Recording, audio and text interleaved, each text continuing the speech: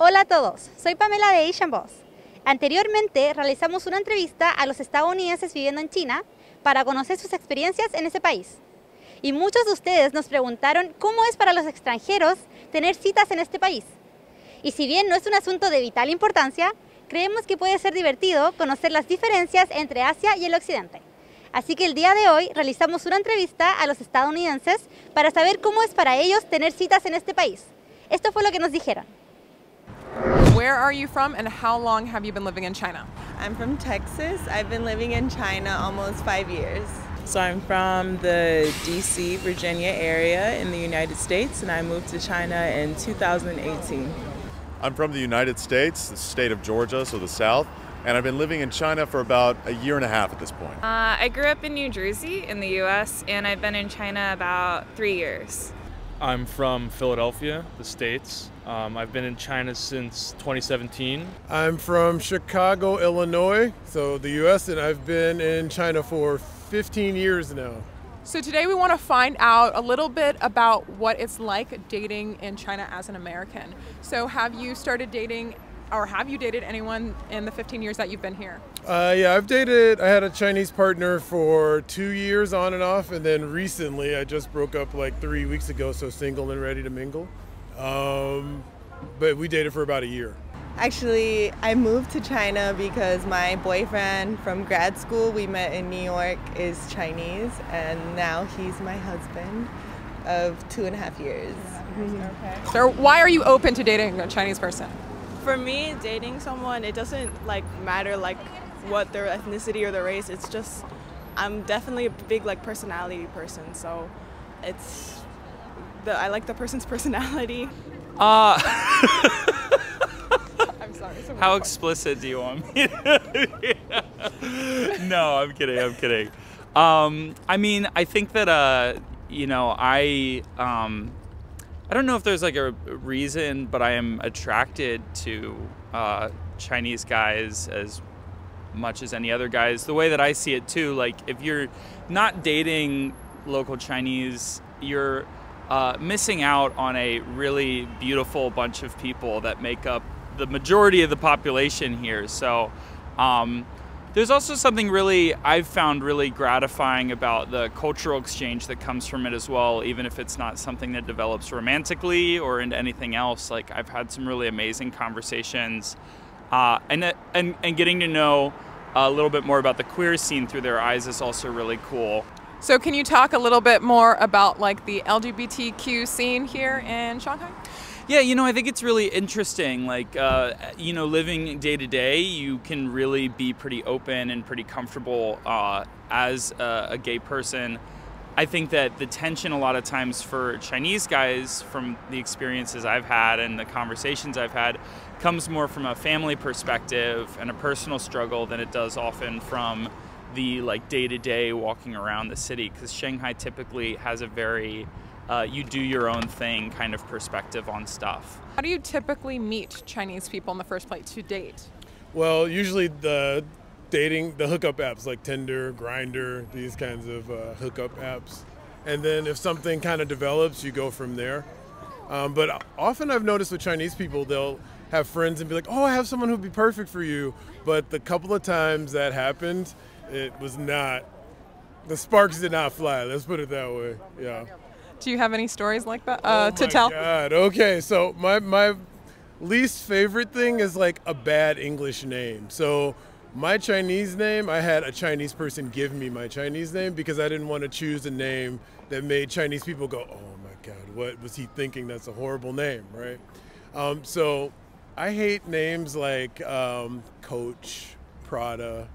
So I went on a date with this one woman, and I was like, oh, what's your English name? And she was like, oh, it's Gucci. And yeah, no. The name was probably also the most interesting thing about her, so yeah, it was not a great date. So could you tell me a little bit more about dating apps in China, especially Tantan? I know that's a very big one. What was your experience like using them?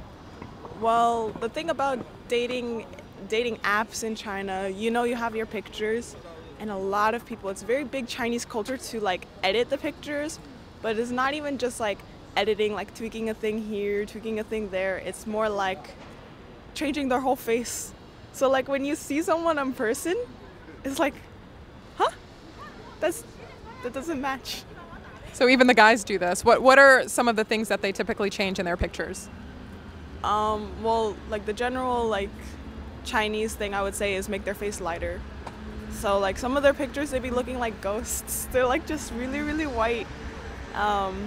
Sometimes they like slender like jaws a little bit and make their eyes a little big, similar to the girls actually, I feel. It's like I've taken pictures with people and before like sending it to me, they always edit both of us. Or taking a picture, like then they instantly edit it before saving it. So like it's a huge culture thing, I feel. Sometimes they can maybe kind of fantasize black women. Oh, you have curves. I love curves. And I'm like, I'm fully dressed in all of my pictures. I don't think I'm showing any inch of my curves. And so the fact that they're like just fantasizing that black women are normally more shapely or more round or voluptuous in my case than Asian women, sure.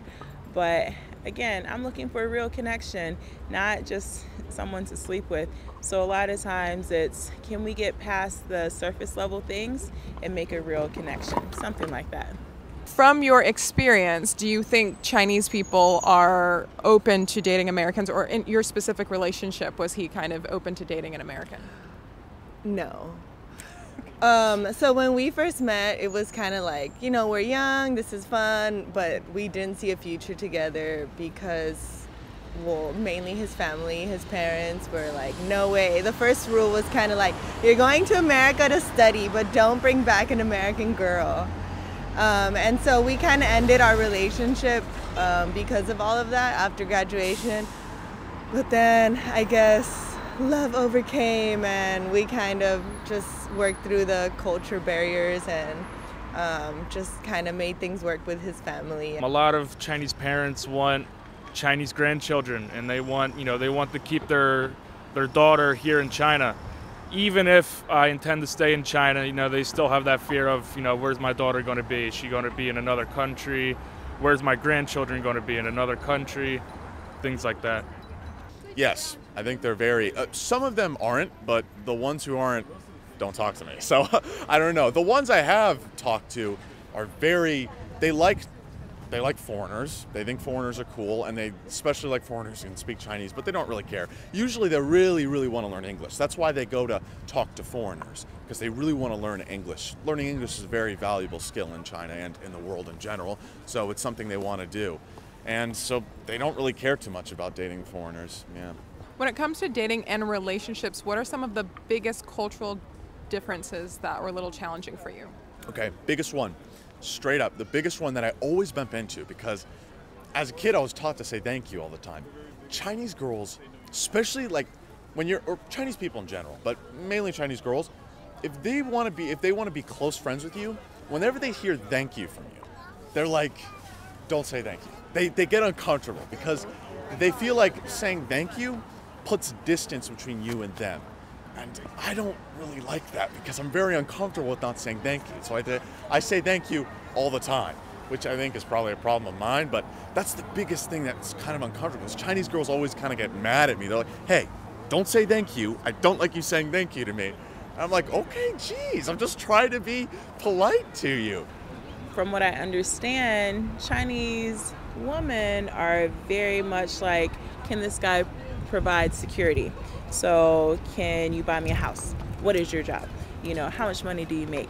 And so when I'm not asking such questions and just really taking the time trying to understand who's this person, their character, their interests, their professional life and aspirations, all these things, maybe that's unusual to them. And so maybe sometimes the conversation can seem dull, or if I'm feeling super adventurous and I'm like, let's go on a date that involves going for a bike ride around the city. They're like, what? You want to go for a bike ride? I'm like, yes, don't wear anything fancy, put on some comfortable pants that you can go riding in. And they are maybe taken aback by that just slightly. So I think maybe compared to how Chinese women are very much like money, house, can you do it? I'm like, no, I'm interested in getting to know you and understanding you, your character, and is it a good fit for me? You're expected to kind of live with your husband's parents after marriage, and it's so interesting that they grow up. My husband went to boarding school since 7 years old until college, so he never really lived with his parents. But now that we're grown-ups, we're expected to kind of spend every day together and live together. So I think that's the biggest cultural difference from the U.S. You know, most people don't live with their parents after they get married, and it's kind of the reverse here. You go back and live with your parents after you've been married, and just kind of expected to have like 3 generations in one house. And so it's actually not as bad as it sounds, but I don't know if it's gonna influence our relationship as we like grow our family. And you know, my baby's small right now, but maybe later I'm gonna want to raise her a certain way, and I don't know if the cultural influence is gonna, you know, I'm gonna say like, no, let's do it my way. And so next interview. My first partner that I dated for 2 years could never come to my house without bringing a present. Even after we dated, it'd be like food, some snacks, maybe just like a keychain. It'd be like random gifts. And finally I had to tell him, like, please stop bringing gifts every time. It makes me feel awkward that you bring a gift when we're dating, because you don't have to like give me a gift to enter my apartment, right? But for him, I think it made him feel weird if he didn't bring a gift and he was coming to visit me, right? So it's like still courting you even after you're dating. I don't know if it's courting or if it's just Chinese custom. I think it's customary for Chinese people to bring like fruit or something, you know, whenever they go to a house that isn't their own. Is there anyone that a Chinese person you dated was surprised by that you did subconsciously as an American that's normal in American relationships, but maybe not so much here in China? You know, I planned an answer to this question, and it's totally different now, but it's true. Probably farting. Wait, what? So, you know, American men in particular think that farting is hilarious, right? So, but I think Chinese men don't think it's quite as funny, or women. So, like, if you just do it, even if it's, you know, I think the American rule is like after about 3 to 6 months, you can kind of like, you could break it into the relationship. But I don't know if that's the thing here. I've noticed that there's some hesitance to, like, even if you've been together a year, yeah, there's no flatulence if you can avoid it. And do you have any fun stories that you can share about Chinese parents? Yeah, they like you to drink a lot, especially the fathers. Because I think that sometimes they're nervous because they don't speak any English. And my Chinese, it goes up to a certain point, but once you start talking politics and all that kind of stuff, they want to know about what I think about Biden and Trump and whoever, Obama. And so, yeah, lube it all with a lot of baijiu, and that seems to help out. And the girl that I was dating recently has talked a lot about the kinds of setup dates that she's gone on, you know, because I don't know if this is common knowledge, but a lot of Chinese parents try to set their kids up on dates, you know, of people that they would find to be very eligible, you know, and, you know, sometimes it goes well, sometimes it doesn't. I mean, I do think it works in a lot of situations because, you know, maybe sometimes that would be an avenue to meet somebody that, you know, your parents would approve of, and therefore it kind of shortcuts the whole question of like, oh, are my parents okay with me dating this person, you know, blah, blah, blah. The girl that I was dating recently told me that, so her parents paid for a big part of her house in Shanghai, and then they're using that as pressure to tell her that she needs to go on these setup dates, you know? It's like, hey, I got you the house, you know, you can't even go on this one date. So that's kind of funny. The first time I met his mom, it was graduation, so my parents had already known my then boyfriend for like a year and a half. They're like, oh, we need to take his parents to dinner, they're visiting from China, whatever. His mom was like, did not say one word the whole dinner. She was like freaked out. She had like a super, like, you know, bitch face the whole time, just like and then after, at the end of dinner, she's like, you're flying back to China tomorrow. And then, so that was really freaky because she was kind of saw it as like, you're trying to join our two families and I'm not having this. And now she loves me. But that was kind of intense. Like my sisters were at dinner and they were freaked out like, dude, this lady wants to kill you. So what kind of got them to turn around and accept you? I think it actually was more my husband. He just kind of made up his mind with his parents. He's like, hey, this is who I want to be with. You need to accept it. And if you don't, I'm just going to still do it.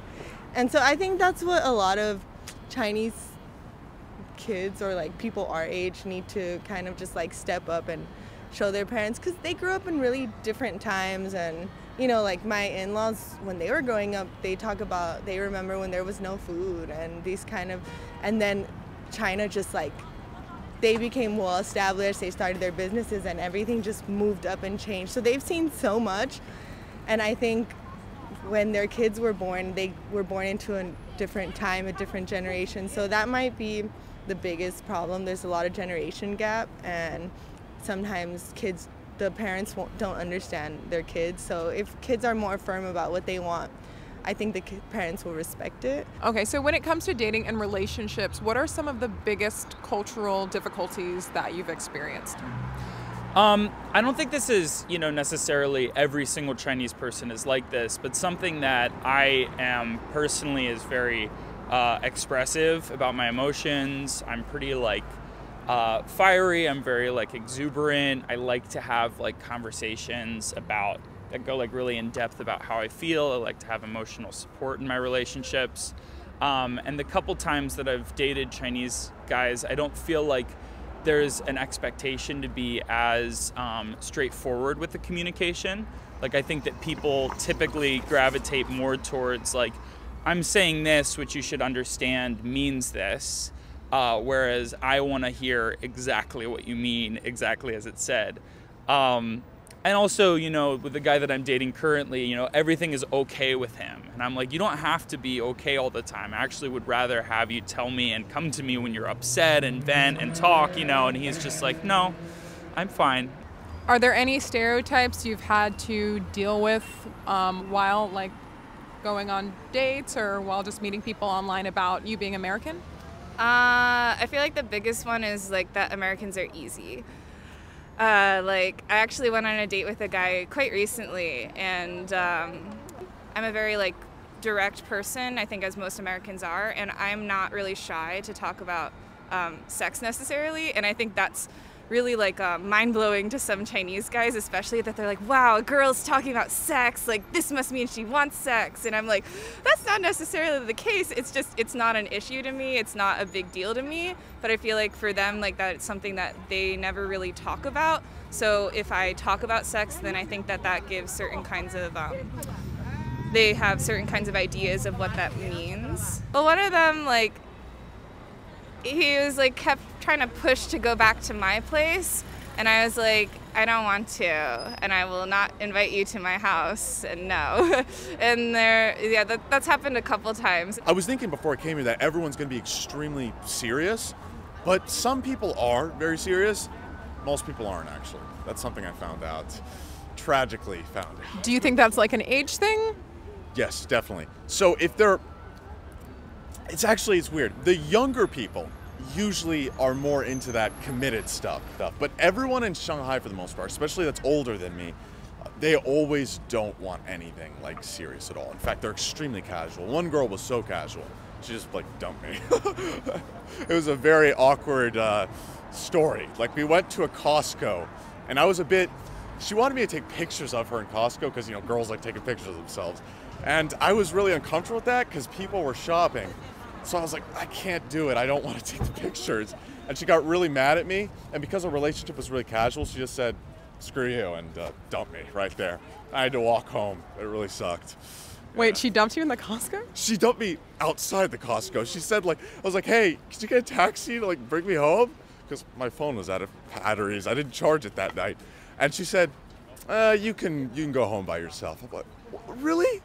And Yeah, I had to. Wait, do you know why? It's maybe because the pictures you took weren't good, or? No, I didn't take pictures. I refused. I said, listen, I'm way too uncomfortable. I was like, I'm really sorry. I'm way too uncomfortable to do this. And then she said, she just got irritated with me. She got mad at me, and then she just straight up dumped me. Overall, what has your dating experience in China taught you about Chinese culture? One thing it's taught me is that Chinese culture is changing. That's what I have to say. It's because I'm very surprised that Chinese people are a lot more open than I had once thought, and it shows the difference between young people and older Chinese people, because older Chinese people I don't think would be so open. And it might just show the difference between different locations. I mean, because the girls I talked to who didn't live in big cities, I think they were a lot more conservative than the ones who live in the big cities like Shanghai. I think those ones are a lot more open and outgoing in that sense, where they just want to be in casual relationships. I think it really just reaffirms that cultural differences are just that, but people are people, right? We are looking for meaningful connection, friendship, love, romance, good relationships, regardless of our culture, our history, our circumstances. Like, we're all looking for a connection. So no matter where they're from, Chinese for this instance, I think it's just about making connection with the one who's right for you. So whether they express it or search for it in a way that I think is kind of odd, well, that's just my thinking, but this is their culture, and I can see it and understand that this is their culture and this is how it's different from my culture. ¿Y tú saldrías con una persona de una cultura totalmente diferente a la tuya? Déjanos tu comentario. Gracias por ver este video y, como siempre, mantente curioso.